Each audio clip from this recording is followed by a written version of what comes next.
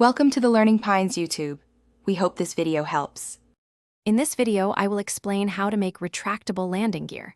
We'll focus on an easy method suitable for many small models. First, you'll need to gather a few key components, including 1 or 2 small 9-gram servos, some sturdy yet lightweight wire for the struts, and a few small hinges or pivot points. Understanding the basic principle of how the gear will rotate or pivot is crucial for a successful build. Let's get started on this fun project. Now, let's build the core retraction mechanism. Begin by creating a simple, robust frame to securely hold your servo and the landing gear strut. Next, attach the servo arm directly to the landing gear strut using a short, rigid pushrod or a simple linkage. This connection is vital for smooth operation. Make sure the strut can pivot freely through a full 90-degree arc, allowing it to tuck away completely. Using 1/16" piano wire for the strut provides excellent strength.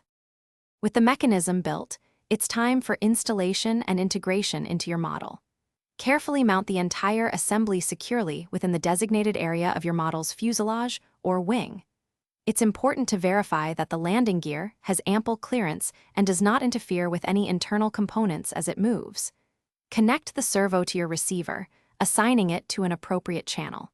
Finally, adjust the servo's endpoints to ensure smooth, precise movement without any mechanical strain. The final step involves thorough testing and fine-tuning. Elevate your model and perform several retraction cycles, carefully observing the mechanism for any binding or resistance.